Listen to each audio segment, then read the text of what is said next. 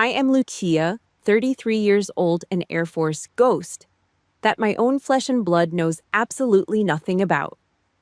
Inside the main briefing room at MacDill Air Force Base, surrounded by 200 high-ranking officers, the smell of burnt coffee and a suffocating silence took over when my father, General Neves, laughed right in my face. He pointed a finger, his voice echoing off the concrete walls. "Sit down, Lucia. You are an absolute zero. Do not embarrass me."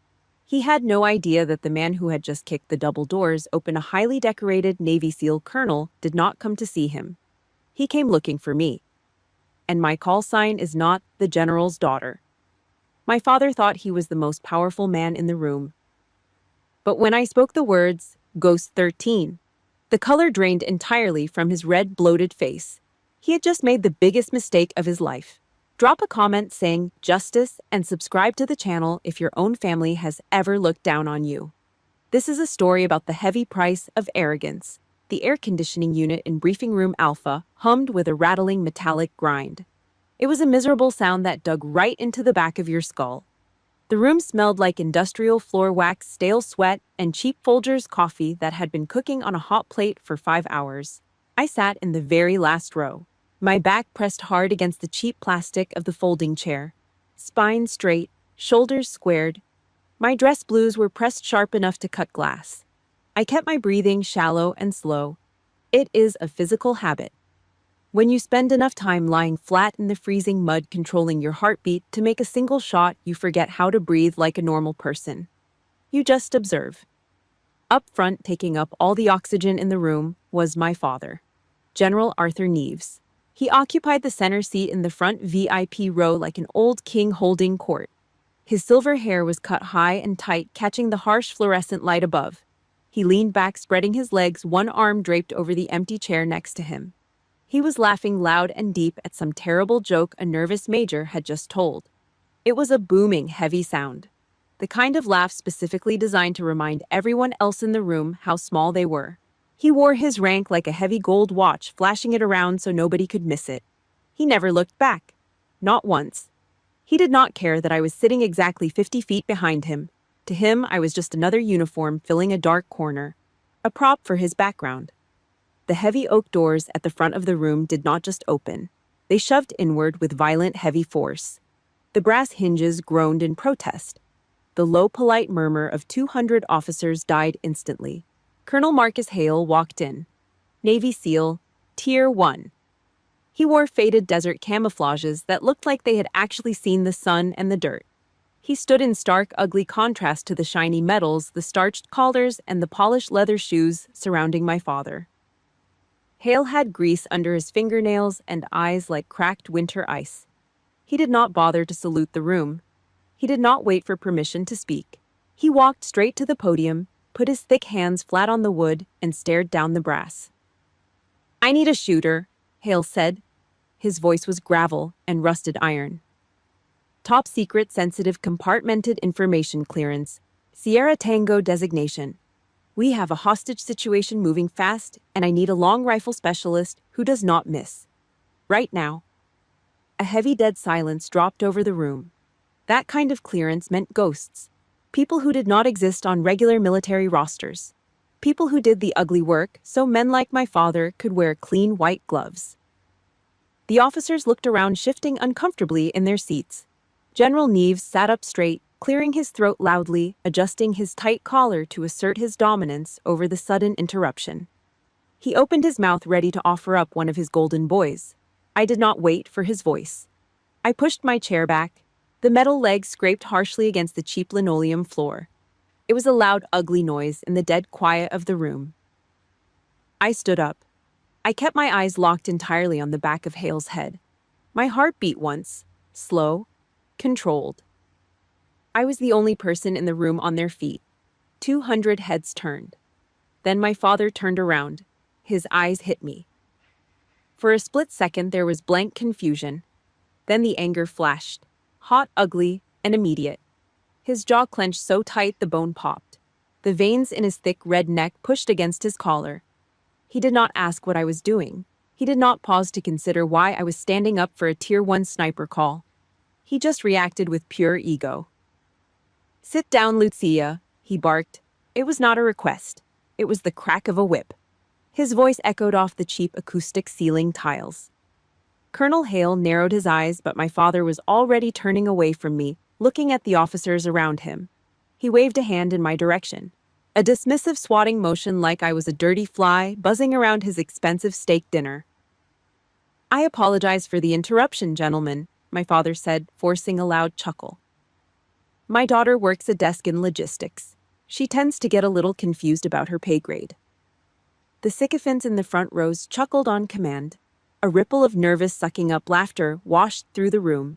Men with silver birds on their shoulders turned back to look at me, their faces caught somewhere between pity and pure amusement. Desk jockey. Confused. The words hit my chest like a physical blow from a heavy hammer. I stood absolutely still. The blood drained completely out of my face, leaving my skin cold. The draft from the rattling vent above hit the back of my neck, but I felt like I was burning alive. I was stripped naked in front of the entire command, reduced to nothing. I looked at my father. He was already looking away, his chin raised high, soaking in the approving smiles of his peers. Pride comes before the fall. But right then, he was not falling. I was. He leaned forward to grab his coffee mug, and as he shifted his weight, the draft from the vent carried something straight to the back row. The sharp, overwhelming scent of Old Spice aftershave. It hit the back of my throat. My vision blurred. Suddenly, the sterile concrete walls of MacDill Air Force Base faded away. The smell dragged me backward by the hair, ripping me away from the brass and the uniforms, throwing me roughly onto the hardwood floor of a suburban dining room in Virginia. It dropped me right into the middle of a Thanksgiving dinner I had spent 15 years trying to bury. The sharp chemical tang of Old Spice aftershave burned the back of my throat. I blinked. The gray concrete walls and the rattling air conditioning vents of MacDill Air Force Base suddenly dissolved. The oppressive silence of the briefing room was violently ripped away, replaced by the deafening, chaotic noise of a Dallas Cowboys game blasting from a flat-screen television. I was not 33 years old anymore. I was 18. The year was 2009. I stood in the hallway of my family's wood-paneled house in Alexandria, Virginia. The air was thick and heavy, suffocating under the smell of roasted garlic, melting butter, and the sweet, sickly scent of my mother's pumpkin pie, burning slightly at the edges. It was Thanksgiving, the great American holiday, a day for family. In the living room, my older brother Daniel was sprawled out on the expensive leather recliner. He wore a stained gray sweatpant and held a cheap can of beer resting on his stomach. Daniel had just dropped out of his second state college. He failed 4 classes and totaled his car in a drunk driving incident the month before. My father stood next to the recliner. The great General Neves. He placed a heavy, reassuring hand on Daniel's shoulder and gave it a firm squeeze. "Do not worry about the grades, Danny." My father said, his voice dripping with warm, paternal forgiveness. "The academic system is rigged anyway. It takes time for a real man to find his path. You will figure it out." I stood in the doorway. My hands were shaking, not from fear, but from the adrenaline. In my right hand, I held a thick, cream-colored envelope. It was my official acceptance letter into the United States Air Force. I had scored in the top 1% on the ASVAB test. I'd spent 6 months running in the dark, doing push-ups until my knuckles bled on the driveway gravel, preparing myself to be perfect, to be worthy. I walked forward and held the paper out to him. My father did not smile. He did not put his hand on my shoulder. He took the paper, glanced at the heavy military seal for less than 2 seconds, and shoved it back into my chest. "Air Force!" He snorted, taking a slow sip of his scotch. The ice clinked sharply against the crystal glass. "What are you going to do there, Lucia? Nursing or logistics? Do not get any pilot fantasies in your head. The military is a man's world. Try not to embarrass the family name by failing out of boot camp." He turned his back on me and went back to watching the football game. I walked into the kitchen. My mother stood over the granite island, her knuckles completely white as she aggressively mashed a pot of boiled potatoes. She had heard every single word. She always did. I looked at her, waiting for a defense, waiting for a mother to stand up for her daughter. She kept her head down. She poured heavy cream into the bowl and let out a long, exhausted sigh. Try to understand your father, Lutzaya, she whispered, her voice devoid of any real emotion. He's under a lot of pressure at the Pentagon. Just be a good girl. Do not push him. She traded her voice and her daughter's soul for a quiet life in a nice suburban house. Years passed. I did not fail out of boot camp. I became a machine. But the harder I pushed, the less I mattered. I remembered sitting on the faded carpet of my childhood bedroom during a brief weekend of leave. I pulled a heavy cold metal ammunition box from under my dusty bed. I opened the latch. Inside, resting in the dark, were my ribbons. The expert marksmanship badge, the top shooter awards. I kept them buried. I had to.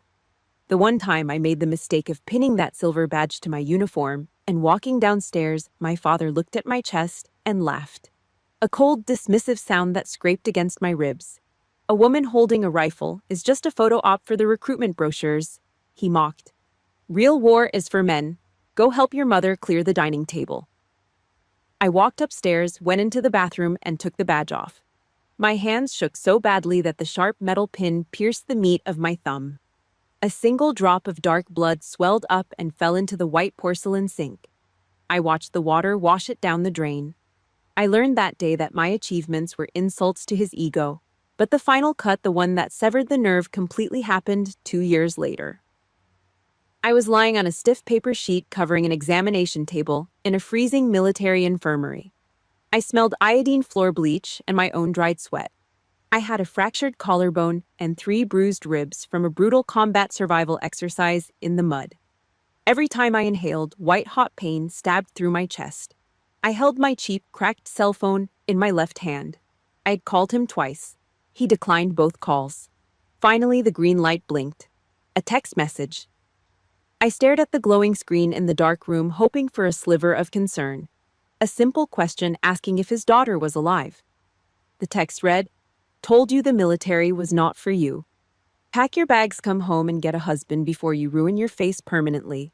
Or, if you have ever poured your absolute heart out to a parent only to be handed a mop or told you were not good enough, leave a comment down below saying, "I am enough," and subscribe to this channel. I need to know I am not the only one walking this lonely road. I did not reply to the text. I let the phone slip from my fingers. It hit the cold concrete floor with a harsh crack. The screen went completely black. I lay in the dark, staring up at the water stains on the ceiling tiles, my chest rising and falling in shallow, painful breaths. A cold, hard realization settled in my stomach like a swallowed stone. Why do I keep bleeding for a man who will not even look at me? I stopped bleeding for him. I started bleeding for me. That was the answer. I lay in that freezing military infirmary, staring at the cracked screen of my phone, and I finally made a choice. I stopped waiting for General Arthur Neves to look my way. You cannot force a blind man to see your worth. You can only forge yourself into something so hard, so sharp that the world has no choice but to feel your edge. I checked myself out of the infirmary 2 days early. I taped my fractured collarbone tight against my chest, laced up my boots, and hit the asphalt. I shoved cheap earbuds into my ears, cranking David Goggins's "Can't Hurt Me," until the volume drowned out the sharp, stabbing pain in my ribs. I ran until my lungs burned like swallowed battery acid. I ran with a 60-pound ruck, cutting deep, angry red grooves into my shoulders. I stopped being the general's disappointment. I became a machine. Then came SERE school. Survival, evasion, resistance, and escape. They try to break you. They strip away your dignity, your sleep, your warmth. Most of the men in my class rang the bell and quit by day 4. I did not. To be a sniper, you do not get to be a human being. You become part of the dirt. For my final field test, I spent 3 days lying flat on my stomach in a Georgia swamp. The ghillie suit weighed 30 pounds, soaked through with stagnant, foul-smelling water. Fire ants chewed on the back of my neck. I did not scratch. I did not swat them away. I pissed my pants to hold my position because moving even 2 inches meant failing the course. The smell of ammonia and rotting leaves filled my nose. I lay there staring through the scope, controlling my heart rate until it was just a slow, steady drum in my ears. There was no "daddy's little girl" out there in the mud. There was only survival. 6 months later, they dropped me into the mountains of Kandahar, Afghanistan. It was 110 degrees in the shade. The air was so dry it cracked the inside of your nose. Fine brown dust stuck to the sweat pouring down my neck. I was perched on a rocky ridge, peering through the optics of my M24 sniper rifle. Down in the valley, my squad, a heavy weapons team, was moving through a narrow choke point. Through the glass, I saw the threat. 2 men digging frantically into the dirt road ahead of the convoy. IED, an improvised explosive device. One of them raised an AK-47 aiming right at the lead Humvee. My hands started to shake. A violent sudden tremor in my fingers. It was my first real target. Not a paper silhouette. A living, breathing human. I closed my eyes for exactly 1 second. I thought of the cold sneer on my father's face. A woman holding a rifle is just a photo op. The shaking stopped. My blood ran completely ice cold. I adjusted the elevation, accounted for the crosswind. Exhaled a slow, measured breath, letting the air completely out of my lungs. I squeezed the trigger. The heavy recoil slammed into my bruised shoulder. The metallic, sharp smell of burnt gunpowder filled the tight space of the hide. Through the scope, the man with the rifle dropped like a sack of wet cement. The second man scrambled away into the rocks. Down in the valley, my radio crackled. Good hit, we owe you a beer over. I racked the bolt, ejecting the smoking brass casing onto the rocks. I did not feel guilt. I did not feel panic. I felt a cold, hard clarity. I was good at this. I was a lethal weapon, and I belonged out here. When my deployment ended, I caught a military transport flight back to the States. I had been gone for 6 brutal months. I had 2 confirmed kills and a commendation letter from the base commander folded in my pocket. I took a cab from the airport to Alexandria. I just wanted a hot shower and a real bed. I opened the heavy oak door of my parents' house. The heat hit me instantly. The house smelled like baked brie cheese, roasted garlic, and expensive Cabernet wine. My father was hosting a cocktail party. The living room was packed with politicians, defense contractors, and high-ranking brass. I stood in the foyer. I was wearing my combat boots, faded jeans, and a plain black t-shirt. My hands were calloused, my knuckles scarred. I carried a heavy green duffel bag that smelled like sweat and desert dust. My father stood by the fireplace, holding a crystal glass of scotch. He saw me. For a fraction of a second, his jaw tightened. His eyes darted nervously around the room, making sure none of the VIPs noticed the dirty, rough-looking woman standing in his pristine hallway. He walked over quickly, cutting me off before I could step onto the Persian rug. He grabbed my elbow, his grip tight and warning. He turned to a fat, red-faced senator standing nearby, flashing a wide, fake smile. "Ah, Senator, look who finally decided to come home," my father boomed. He slapped my shoulder hard. "Lucia just got back from a backpacking trip across Europe. You know kids these days, taking a gap year to go hike the Alps and find themselves." The senator chuckled, raising his glass. "Good for her. Get the travel bug out of your system before you settle down at a desk, right?" My hand tightened around the nylon strap of my duffel bag until my knuckles turned bone white. A backpacking trip? He erased it. He looked right at the scars on my hands, the hollow exhaustion in my eyes, and he bleached my blood out of the picture. He completely denied my service to protect his fragile, perfect country club image. I did not scream. I did not correct him. I just stared into his eyes. I saw the absolute cowardice hiding behind his expensive suit. I turned around, pulled the front door open, and walked back out into the freezing Virginia rain. I did not go back to that house. I went back to the base, back to the only place that made sense. Within a year, the guys in my unit stopped calling me Neves. They started calling me Ghost. Because I took the hardest deployments, did the ugly, brutal work, and completely vanished when it was time to hand out the medals. I never asked for credit. I never stood in the spotlight. It was a survival mechanism. I learned how to be invisible at my father's dining table, and I perfected it in the desert. The rain sliced sideways in the dark. My 60-pound bag cut deep into my shoulder, but I did not stop walking. I walked until the neat, manicured lawns of suburbia faded away. I walked until the streetlights buzzed with a cheap electric hum. Up ahead, a flickering neon Coors light sign cast a dirty red glow across the wet pavement. I stepped up to the curb, reached out, and pushed my weight against the heavy splintered wood of the bar door. The heavy wooden door of the dive bar scraped loudly against the uneven, warped floorboards. The smell hit me the second I stepped inside. Stale draft beer, dried mustard, and decades of embedded cigarette smoke trapped in the cheap acoustic ceiling tiles. It was a beautiful, ugly smell. It smelled exactly like reality. Johnny Cash was grinding out a low, mournful tune on a glowing jukebox in the far corner. Above the long bar, a neon Coors light sign buzzed with an electrical defect, casting a flickering red glare across the sticky wooden counter. I walked in and dropped my 60-pound green duffel bag onto the cracked linoleum floor. It hit with a heavy, dead thud. Nobody flinched. The men and women drinking in here were not politicians. They were not defense contractors looking for a golf buddy. They were operators. People with calloused hands, faded tattoos on their forearms, and eyes that constantly tracked the exits. I fit right in. I sat on a wobbly vinyl stool at the far end of the bar. The bartender, a guy with a thick gray beard and a dirty apron, slid a frosted glass mug of cheap draft beer toward me. He did not ask what I wanted. He just knew. I wrapped my scarred, scraped knuckles around the freezing cold glass.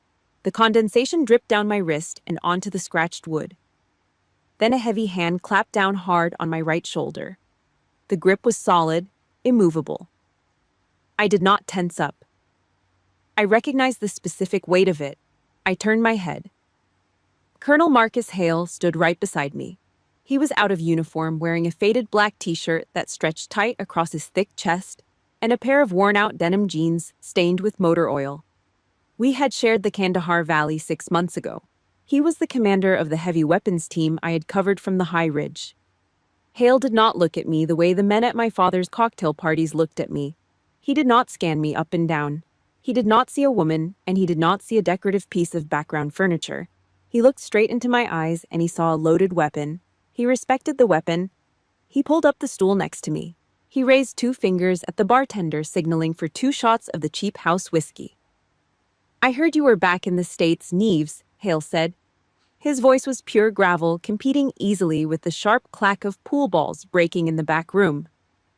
"I owe you a drink." The bartender slid the 2 small glasses across the sticky wood. I looked at the amber liquid, then up at him. "You were the eye of God up on that ridge," Hale said. His expression was completely flat, dead serious. "My boys walked right into a fatal kill zone. If you had missed that first shot by a single inch, I would have shipped 3 good men back to Delaware in black body bags. You kept my team breathing." He raised his glass. I raised mine. The cheap whiskey burned a hot, clean path straight down my throat, settling deep in my chest. For the first time in 10 years, the tight-coiled steel spring inside my chest finally relaxed. My shoulders dropped a fraction of an inch. A small, genuine smile broke across my face. It felt strange, almost painful. My facial muscles were not used to the movement. Hale's words hung in the stale air, heavy and absolute. "You kept my team breathing." It was the exact validation I had bled for. It was the absolute truth I had desperately waited to hear from my own blood. But my father had only ever offered me a mop and a broom. "He is right, you know." I looked to my left. Master Sergeant Elena sat 2 stools down in the shadows. She was a lifer. 50 years old, with salt and pepper hair pulled back into a severe tight bun and deep, weather-beaten lines carved around her dark eyes. She held a lit cigarette between her fingers, resting her elbows heavily on the bar. Elena was a legend in logistics and intelligence. She had survived 3 miserable divorces and 4 brutal combat tours. She took a slow, deep drag of her cigarette. The cherry burned bright orange in the dim light. She exhaled a thick cloud of gray smoke toward the ceiling fan. "I know exactly who your father is, Lucia," Elena said. Her voice was raspy, permanently ruined by 30 years of cheap tobacco. "I have seen the general operate. He loves the shiny gold medals. He loves the cameras. He loves the applause." She turned her head and locked her eyes onto mine. There was zero pity in her look, only cold, hard, tactical facts. "Do not let the old man's shadow block your son," Elena said quietly. You are out there doing the ugly things he only reads about in air-conditioned classified briefings. He's not disappointed in you, kid. He's jealous of you. The words hit me like a physical punch right under the ribs. Jealous. I stared at the peeling paper label on the beer tap. The entire architecture of my childhood violently shifted. The constant belittling. The hidden ribbons under the bed. The absolute refusal to acknowledge my marksmanship scores. It was not because I was a failure. It was because my existence fundamentally threatened his ego. He needed me to be weak, soft, and compliant so he could feel strong. The warmth of the dive bar wrapped around me. I took a deep breath. I looked at Colonel Hale. I looked at Master Sergeant Elena. This was my actual tribe. These were the people who judged you by the empty brass casings on the ground, not by the blood in your veins. I picked up my cold beer, finally ready to drink, to my new reality. Then the peace shattered. A harsh, vibrating buzz rattled loudly against the sticky wood of the bar counter. I looked down. My cracked phone screen lit up, casting a pale, sickly white glow in the dark room. It was a text message. The sender name read General Neves. I stared at the screen. The words glowed like absolute poison. Come home early tomorrow morning. The yard is a total mess. Clean the patio and set up the folding chairs. Your mother needs help prepping the meat for the VIP BBQ. Do not be late. I sat perfectly still. The noise of the country music and the clatter of the pool balls faded into a dull, distant hum. I looked at Colonel Hale, who had just treated me like a savior. I looked at the text message, which treated me like a hired maid. I slowly reached out and turned the phone face down against the wet wood. The officers' club in Tampa was loud. Exactly 1 week before the briefing at MacDill Air Force Base. It smelled like expensive cigars, roasted beef tenderloin, and old money. A dull jazz band played in the corner, completely drowned out by the overlapping chatter of defense contractors and high-ranking brass. The old guard. Men who fought wars from leather chairs and air-conditioned rooms. I stood near the heavy mahogany doors. I wore my dress blues. Captain's bars pinned perfectly parallel to the collar edge. Every ribbon aligned to the millimeter. My boots held a mirror shine. I kept my back straight, my chin parallel to the floor, scanning the room by pure habit. My father spotted me from across the room. He was holding a crystal tumbler of brown liquor. He excused himself from a group of red-faced senators and walked straight toward me. He did not smile. His eyes dragged up and down my uniform, his upper lip curling in absolute disgust. "Why are you wearing that?" he asked. Not a greeting, a reprimand. "It is a formal military function." I kept my voice flat neutral. "I am a captain." He let out a short, ugly breath through his nose. "You look like a man, Lucia. Could you not find a decent dress? A skirt? Try to look like a lady for once. You are embarrassing me in front of my colleagues." He did not wait for an answer. He turned his back and walked away. I swallowed the hard lump in my throat. I did not flinch. You do not flinch when you are in the crosshairs. I moved away from the entrance and stood near a tall cocktail table. 2 first lieutenants from my old logistics unit walked over. Good kids, hard workers. They saluted, then relaxed, asking me for advice on an upcoming deployment rotation. For 5 minutes, I was an officer. I was respected. Then the heavy smell of Old Spice and bourbon rolled up right behind me. My father stepped into the circle. He brought a 3-star admiral with him. The 2 lieutenants instantly stiffened their spines, snapping straight eyes, darting nervously to the floor. My father did not look at them. He looked right at me. He put a heavy, patronizing hand on my shoulder. His fingers dug hard into my collarbone. "Gentlemen," my father boomed loudly, making sure the surrounding tables could hear him. "Have you met my little girl, little girl? I'm 33 years old. I have survived Kandahar. I have 2 confirmed kills from over 1,000 yards away. I am a lethal weapon." But in this room, under the glittering chandelier, he stripped all of it away. The lieutenants shifted uncomfortably. They did not know where to look. Their respect for my rank instantly evaporated under the crushing weight of the general's dominance. "Lucia, sweetie," my father said. He held out his empty glass. The ice clinked sharply against the crystal. "Be a good girl and run over to the bar. Fetch me another bourbon. Neat." And get the Admiral a gin and tonic. Silence dropped over our small circle. He did not ask. He commanded.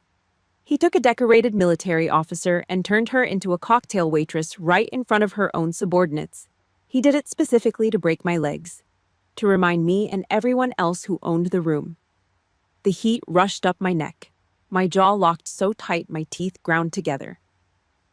I looked at the lieutenants. They were staring at their polished shoes. I looked at the Admiral. He was smiling, completely oblivious to the execution that had just taken place.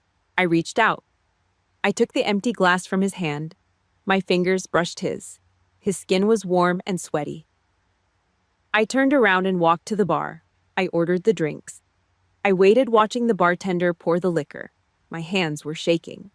I gripped the edge of the brass rail until my knuckles turned completely white. I picked up the 2 fresh drinks.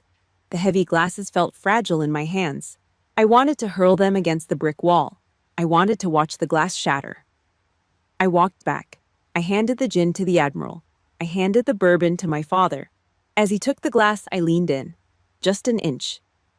"Do not disrespect my rank in front of my men again," I whispered. My father did not blink. His fake, charming smile never left his face. He leaned his head down, putting his mouth right next to my ear. "Who do you think you are talking to?" he hissed. The words were pure venom sliding through his teeth. "You have those shiny little silver bars because I allow it. I made you Lucia. You are nothing without my last name. Drop the attitude right now, or I will unmake you. I will wipe your pathetic little career off the map. Now step back and smile." He patted my cheek. 2 solid, humiliating taps. I stepped back. I did not feel hot anger. Hot anger makes you reckless. Hot anger makes you scream in a crowded room. I felt cold anger. The kind of anger that slows your heart rate down. The kind of anger you feel right before you pull a trigger. That night, I drove back to my small apartment off base. I did not turn on the radio. I listened to the hum of the tires on the asphalt. I walked into my bathroom. The fluorescent light buzzed loudly overhead. The floor tiles were freezing against my bare feet. I unbuttoned my dress blues. I took off the heavy fabric. I stood in front of the mirror in a plain white undershirt. I looked at the dark circles under my eyes. I looked at the scar on my collarbone. I looked at the ghost staring back at me. I placed both hands flat on the cold porcelain sink. I locked eyes with my reflection. "Next time," I whispered to the empty room, "I will not back down." The clock started ticking toward MacDill. The clock in my head stopped. The memory of that night in the bathroom faded, pulling me right back to the cold reality of Briefing Room Alpha at MacDill. I was still standing. The scrape of my metal folding chair against the floor still hung in the dead air. 200 high-ranking officers stared at me. My father, General Neves, had just ordered me to sit down. He had just called me a confused desk jockey. The sycophants in the front rows were still chuckling at his joke, eager to please the old king. I did not sit down. I did not move. I kept my spine locked straight, my boots planted firm on the cheap linoleum. I did not look at my father. He did not matter anymore. He was just background noise. I looked straight through the crowd, past the shiny brass and the polished leather, locking eyes entirely with Colonel Marcus Hale standing at the podium. Hale did not look at my father. He did not laugh at the joke. He stared back at me, his cold winter ice eyes narrowing slightly as he registered my face. Recognition hit him. The dive bar, the Kandahar Valley, the long rifle. The low, polite laughter in the room began to die off awkwardly. The silence that followed was heavy and thick. It was the kind of silence that happens right before a controlled demolition. "Lucia!" My father barked again. The fake, charming smile dropped off his face completely. The ugly red flush of embarrassment and pure rage crept up his thick neck. I said, "Sit down, right now." Colonel Hale raised a single grease-stained hand. He pointed a thick finger right at me. "Call sign," Hale asked. His rough, gravelly voice cut through my father's command like a machete. I did not hesitate. I did not raise my voice. I spoke clearly, letting the words carry the absolute weight of reality. "Ghost 13, I said. "Sierra Tango designation. TS/SCI clearance. Level 5. The words dropped into the room like heavy artillery shells. Level 5. A sharp collective intake of breath sucked the oxygen right out of the briefing room. Several majors and lieutenant colonels physically recoiled, shifting away from me in their seats. You do not just say those words. You earn them in the mud. You earn them with blood. Level 5 is black site access, the kind of clearance that lets you see the dirtiest secrets the Pentagon hides. My father only had level 3. I watched the exact moment his reality shattered. It happened in slow motion. The color drained completely from his face, leaving his skin a sickly ashen gray. His jaw unhinged, his mouth dropping open in a silent, pathetic gap. He looked like an old, deflated balloon. He was holding a heavy glass mug of water. His hand started to shake. A violent, uncontrollable tremor. The ice cubes clinked sharply against the thick glass. The noise echoed loudly in the dead quiet room. He stared at me, not as a disappointing daughter, not as a desk jockey. He stared at me like I was a complete stranger who had just kicked the door to his pristine house wide open. Level 5. The whispers started, low, urgent, and panicked. They spread through the rows of chairs like a fast-moving brush fire. Is that Neves's kid? A colonel muttered 2 rows ahead of me. Ghost 13, I read the Kandahar after-action report. That shooter dropped 2 tangos at 1,500 yards in a crosswind, someone else whispered. Does the general not know? How does he not know what his own daughter does? The whispers were not about my insubordination. They were about him. The room was looking at my father, and for the first time in his entire career, they were not looking with respect. They were looking at him with deep, humiliating pity. He was the head of a massive intelligence network, and he did not even know the operational status of the person eating Thanksgiving dinner at his own table. He was a fraud. My father tried to speak. His lips moved, but no sound came out. The old guard arrogance was completely gone, replaced by pure, naked panic. Colonel Hales slammed his hand flat on the wooden podium. The sharp crack silenced the whispers instantly. Ghost 13. Hale said, his eyes locked on mine. He did not ask permission from the general. He did not acknowledge rank. He only acknowledged capability. Grab your gear. You are with me, right now. Yes, sir, I said. I stepped out of the row. My boots hit the floor with heavy, measured steps. I walked down the center aisle. The officers pulled their knees back, giving me a wide berth. I walked right past the front row, right past my father. As I reached the heavy oak doors, I stopped. I turned my head and looked down at him.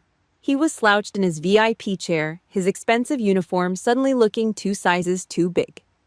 He looked up at me. His eyes were wide, pleading for some kind of connection, pleading for me to protect his ego just one last time. I did not feel anger. I did not feel the bitter, burning resentment that had kept me awake for the last 15 years. I felt absolutely nothing. Just a cold, heavy pity. He was a small, hollow man. If you have ever had to build your own success in the dark because the people who were supposed to support you tried to keep you down, leave a comment saying, "I built myself," and subscribe to the channel. Let them hear our silence. I did not say a single word to him. I turned my back, walked through the heavy doors, and let them slam shut behind me. I stepped out of his world and walked straight into the dark. The black site did not have a name. It was just a string of classified grid coordinates buried somewhere in the desert. The ready room smelled like hot electronics, stale sweat, and Hops No. 9 gun solvent. The air conditioning rattled through exposed tin ducts, fighting a losing battle against the heat radiating from the heavy server racks. I sat on a dented aluminum bench, staring down at my gear. I ran an oily rag over the bolt of my M2-010 enhanced sniper rifle. I pulled it back. The heavy metal mechanism locked into place with a sharp, satisfying clack. It was the sound of absolute control. Down here, the brass from MacDill did not exist. The cocktail parties, the sycophants, the old guard, they could not survive in this room. Down here, you either did the work or you went home in a box. Inside my open canvas duffel bag, my cell phone vibrated. It was a harsh, angry buzz against the metal floor. It had been vibrating constantly for the last 6 hours. I reached in and pulled it out. The screen was cracked, glowing a sickly white in the dim room. 24 missed calls, 16 text messages, all from the same contact. General Neves. The previews of the messages flashed across the lock screen. Answer the phone, Lucia. What the hell did you just do? You are ruining my reputation. Call me back immediately. I stared at the glowing letters. I pictured him pacing the polished hardwood floors of his massive Alexandria house. I pictured the red, sweaty flush of panic on his face. His carefully constructed lie had been blown wide open in front of 200 officers, and he was desperately trying to glue the pieces back together. He was trying to pull the leash. He needed me to answer. He needed me to apologize. He needed me to be the little girl who hid her medals under the bed. I did not feel angry. I did not feel sad. I just felt tired of the noise. I pressed my thumb against the power button. I held it down hard. The screen flickered, went completely black, and the vibration stopped. The silence that followed was beautiful. I tossed the dead piece of plastic and glass back into the duffel bag and zipped it shut. The cord was cut. Ghost. I looked up. Colonel Marcus Hale stood in the doorway. He wore full tactical gear, a plate carrier heavy with rifle magazines, his face smeared with dark camouflage paint. Wheels up in 5, Hale said. His voice was flat. All business. We got a high-value hostage in a reinforced compound. The SEAL team is going to stack on the front door. I need you on the high ground to make sure nobody gets a drop on my boys. He did not ask about my father. He did not care about the drama at MacDill. In his eyes, I was not a woman. I was not a disappointing daughter. I was a precision tool. I am good to go, I said. 4 hours later, I was lying flat on my stomach on a crumbling concrete roof. The grit dug into my ribs through my tactical shirt. The night air was freezing, biting through the fabric, but I did not shiver. I slowed my heart rate down to a slow, steady drum. I looked through the heavy glass of the sniper optic. Down in the valley, 1,400 yards away, the target compound sat entirely in the dark. My earpiece crackled. Hale's voice. Ghost 13. Team is stacked at the breach point. We have movement in the second-floor window. Talk to me. I stared through the crosshairs. The heavy green tint of the night vision illuminated the target. A man standing behind a broken window frame holding an assault rifle aimed directly down at the door where Hale's men were waiting. I ran the math in my head. Cold, hard, mathematical fact. Distance is 1,400 yards, I whispered into the mic. Wind is full value 3 knots out of the east. I reached up with a scarred hand. I clicked the elevation turret. Click, click, click. I adjusted the windage dial. I factored in the Coriolis effect, the actual rotation of the Earth, pulling the heavy bullet off course during a 3-second flight time. At this distance, the bullet would drop over 40 feet before it hit the target. It required absolute perfection. I have the shot, I said. Send it. Hale replied. I exhaled. I let all the oxygen leave my lungs. I squeezed the heavy metal trigger. The rifle kicked back, violently slamming into my shoulder. The muzzle flash briefly blinded the night vision. The heavy, sharp smell of burnt gunpowder filled the roof. 3 seconds passed. 3 seconds of dead silence. Through the scope, the man in the window violently snapped backward and collapsed out of frame. Good hit, Hale's voice crackled. Target neutralized. Breach, breach, breach. I racked the bolt. The smoking brass casing spun out and hit the concrete. I did not smile. I just kept scanning the windows. I was doing my job. 72 hours later, we were back at the black site. The hostage was safe. The team was drinking cheap coffee in the break room. I walked past the command center. Colonel Hale was sitting at a heavy metal desk staring at a computer monitor. He was typing out the top-secret after-action report, the document that would go straight to the Joint Chiefs at the Pentagon. I stopped in the doorway and watched him. He hit the spacebar with a heavy thumb. I read the final sentence glowing green on the screen. Mission success, no casualties. The primary objective was secured due to the overwatch provided by Ghost 13. She's the most valuable asset in this theater. Hale did not look up. He just moved the mouse and clicked submit. The encrypted file fired off into the network. It was officially on the record. I turned around and walked down the cold hallway. The file was gone, and I knew exactly whose desk it was going to land on by morning. I was not in the room to watch the empire burn. I did not need to be. In the military, gossip moves faster than a high-velocity round. The story of what happened in Briefing Room Alpha did not stay behind closed doors. It bled through the concrete walls of MacDill Air Force Base. It caught a flight straight to the Pentagon. It spread through the mess halls, the motor pools, and the secure smoking areas. My father's reputation was his only currency.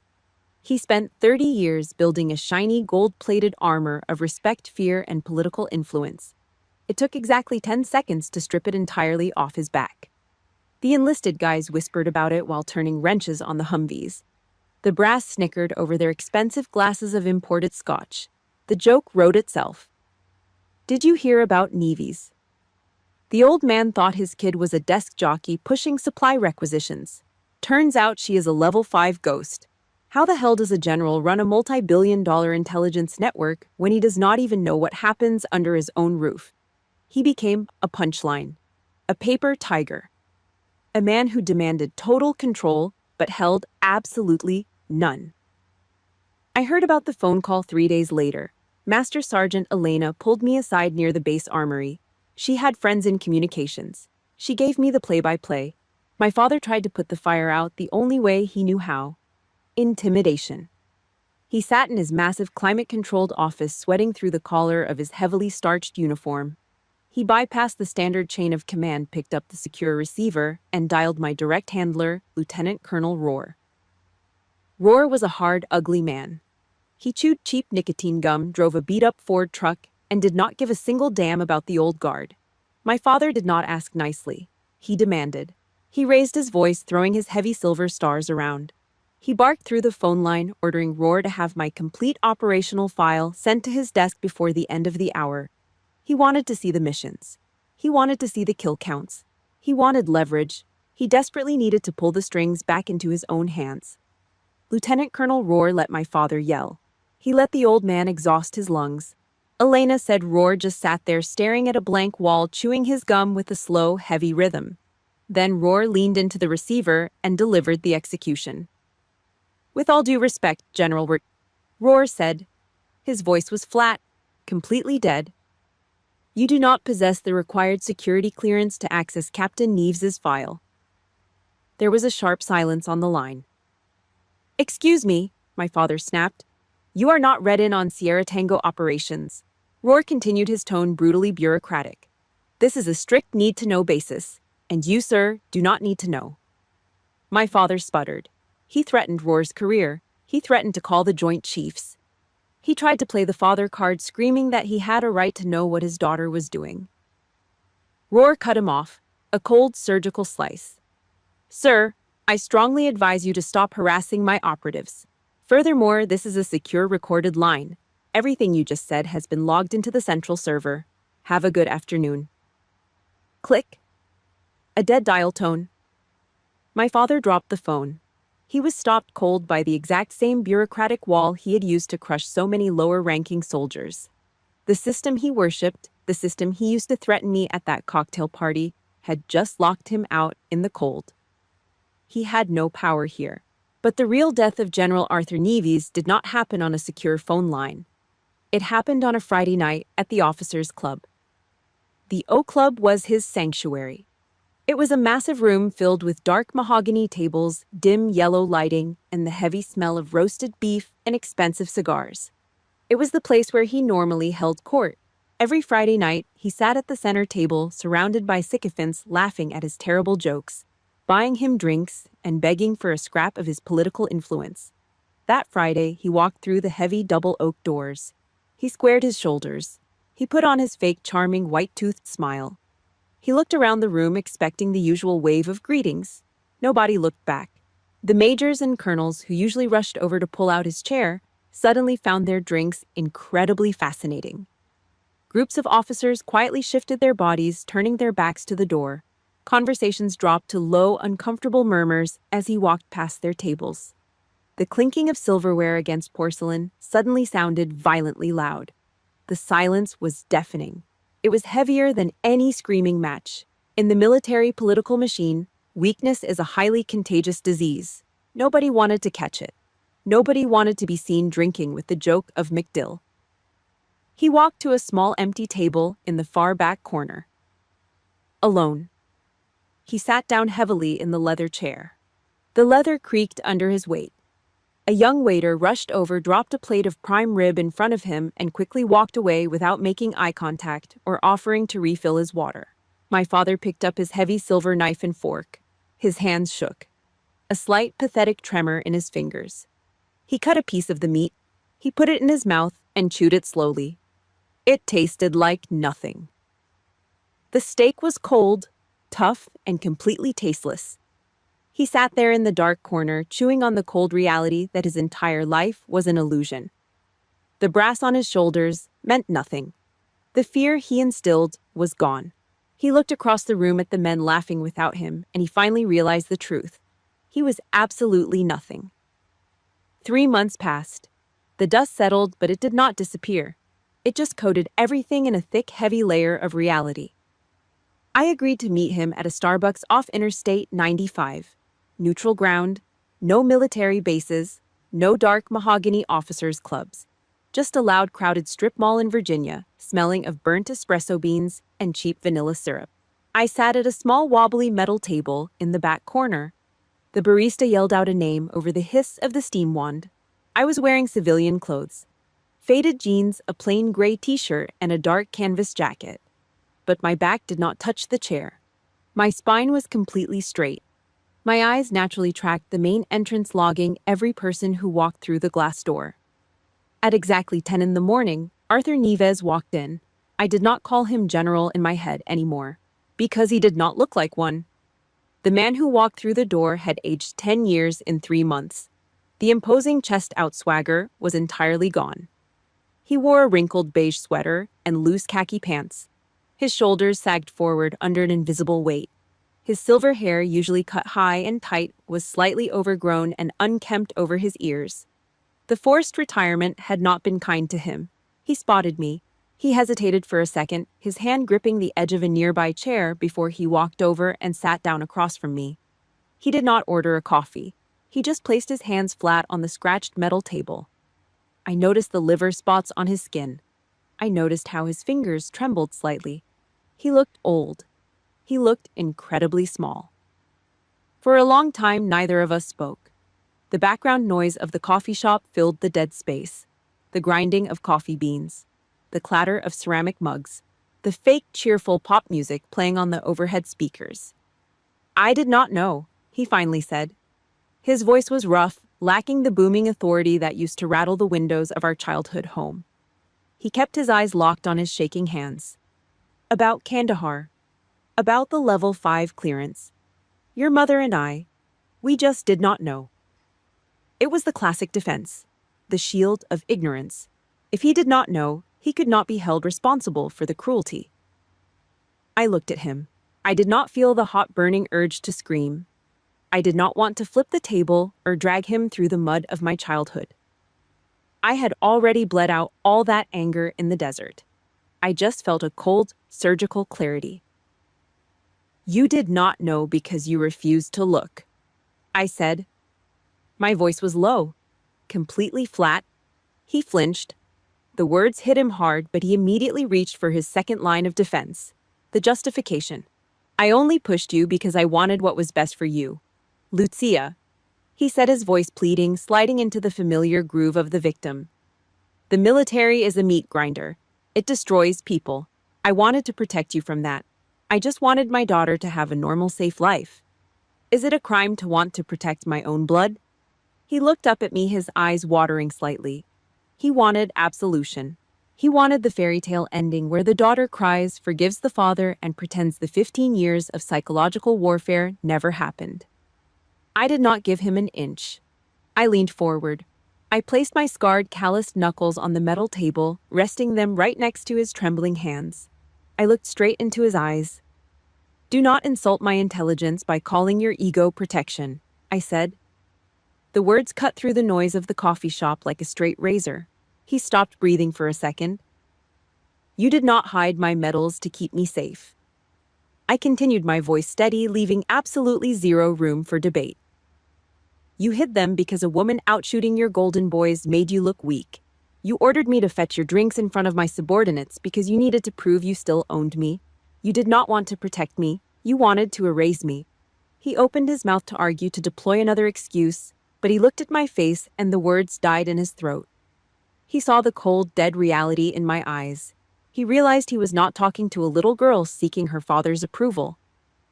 He was talking to Ghost 13. He slowly closed his mouth and swallowed hard. So, he whispered, staring at the metal table. Where do we go from here? This was the line, the absolute boundary. I had read the psychology books. I had spent hours talking to Master Sergeant Elena about how to handle a narcissist. You do not ask for their love. You enforce your borders. I do not need you to be proud of me, I said. Every word was deliberate, weighted. I do not need your apologies, but I demand your respect. He looked up at me, stunned by the coldness of the terms. If we are going to be in the same room together, I said, my voice dropping lower, you will address me as an adult. You will not comment on my career. You will not comment on my clothes. If you ever call me Lucia the little girl in front of another human being, I will walk out of the room and you will never see my face or hear my voice again. Are we completely clear? The pop music kept playing. The espresso machine hissed loudly. Arthur Neves looked at me for a long, heavy minute. The old general fought one last pathetic battle inside his head, trying to find a way to regain control. But there was no leverage left. He had absolutely nothing to threaten me with. Slowly, the tension drained out of his shoulders. He slumped forward. He gave a single tight nod. It was not a loving embrace. It was an unconditional surrender. For the first time in his entire life, he looked at me not as property, but as an equal. I stood up. I did not touch the black coffee in front of me. I pushed my chair back, the metal legs scraping against the tile floor. I turned my back on him and walked toward the glass doors of the Starbucks. I pushed the heavy door open. The cold Virginia air hit my face. I stepped out onto the concrete pavement. I reached into my jacket pocket, pulled out the heavy brass key to his house in Alexandria, and dropped it straight into the black trash can by the door. 10 years is a long time. It is enough time to rebuild a ruined engine. It is enough time to build a life from scratch. The main auditorium at CIA headquarters in Langley smelled like lemon floor wax, fresh coffee, and cold leather. Bright morning sunlight cut through the tall bulletproof glass windows, warming the heavy wooden podium at the front of the room. It was not MacDill Air Force Base. There was no rattling air conditioner unit grinding in the ceiling. There was no stale cigarette smoke trapped in the carpet. There was no old guard laughing loudly in the front row to assert dominance. I stood center stage. I wore my dress blues. They fit perfectly. My spine was locked straight, but the tension was gone. I did not need to hold my breath anymore. General Marcus Hale stood in front of me. He was no longer a colonel. The years had put deep lines around his eyes and gray in his beard, but his grip was still heavy and absolute. He held 2 small silver oak leaves in his calloused fingers. He stepped forward and pinned them to my collar. The sharp metal pierced the dark fabric. Lieutenant Colonel Lucia Neves. Hale stepped back. He did not smile. He offered a slow, hard, perfect salute. I returned it. The room erupted in applause. It was not the forced, nervous clapping of sycophants trying to please a volatile commander. It was a heavy, deafening roar from operators, analysts, and shooters. People who actually knew the weight of the dirt. I dropped my hand and looked out at the crowd. 200 faces. And sitting in the 6th row near the center aisle was my father, Arthur Neves. He did not wear a uniform. He wore a plain gray suit that hung a little too loose on his narrow, aging shoulders. He was completely bald now. His hands rested quietly in his lap, clutching a crumpled paper program. He was not invited to speak at the podium. He did not have a VIP lanyard hanging around his neck. He was just a spectator, a civilian sitting in a folding chair. I caught his eye across the room. He did not look away. He did not try to puff out his chest or fake a booming laugh to draw attention. He just offered a small, quiet smile. It was a sad smile, the exhausted expression of an old man who finally understood the exact cost of his own arrogance. He was looking at the empire I built, knowing he had absolutely zero claim to a single brick of it. I gave him a single brief nod. That was it. The war was over. He stayed in his seat in the audience, and I stayed on the stage. We both knew exactly where the boundary line was drawn, and neither of us would ever cross it again. After the ceremony, the formal structure broke down. Officers mingled near the catered tables in the back. I stood near the heavy oak doors, holding a glass of ice water. The condensation dripped down my fingers. A young woman walked up to me. Second lieutenant. Fresh out of the academy. Her uniform was incredibly stiff, the creases ironed sharp enough to draw blood. She held her plastic cup with a tight, nervous grip. Her knuckles were completely white. I recognized that grip. I knew the desperate, gnawing hunger for validation. I remembered standing in a Virginia hallway holding a military acceptance letter, begging for a scrap of respect from a man who only saw a cocktail waitress. Colonel Neves, the young woman said. Her voice shook slightly over the noise of the room. Congratulations, ma'am. I just got assigned to your intelligence division. I read the unclassified version of your Kandahar file. I want to be exactly like you. I looked at her. I saw the fear in her eyes, the fear of not being enough. I stepped closer. I did not pat her on the shoulder. I did not give her a fake, patronizing smile. I looked her dead in the eyes. Do not be like me, Lieutenant, I said. My voice was low, flat. Be better. She blinked clearly, surprised by the hard tone. Do the ugly work. I told her my words, cutting through the background chatter. Shoot straight, keep your mouth shut when the brass starts bragging at the bar, and listen to me. She swallowed hard and stood at absolute attention. Do not let anyone define your worth, I said. Not the generals, not the politicians, and absolutely not your own blood. Maya Angelou said she came as one, but stood as 10,000. You earn your space on this floor. Nobody hands it to you. You build it yourself. The young lieutenant let out a slow breath. The nervous shaking in her hands completely stopped. She squared her shoulders. Yes, ma'am. I nodded, turned away from the crowd, and set my glass of water down on a tall table. I walked toward the heavy glass doors leading out to the main courtyard. A 3-star general called out from across the room. Hey, Ghost, we need a picture for the Hall of Fame. I did not stop walking. I pushed the heavy glass bar. The door swung open. The cold Virginia wind hit my face instantly. It smelled like pine needles and wet asphalt. I looked up. The sky was a hard, brilliant blue stretching out endlessly over the tree line. For 15 years, I had to be a ghost to survive my own house. I had to disappear to find my worth in the mud and the sand. I stepped out onto the concrete and let the heavy door slam shut behind me, completely, cutting off the noise of the crowd. I am not a ghost anymore. If you love this story, please leave a like, drop a comment, and subscribe to the channel. Thank you so much for listening, and I will see you next time.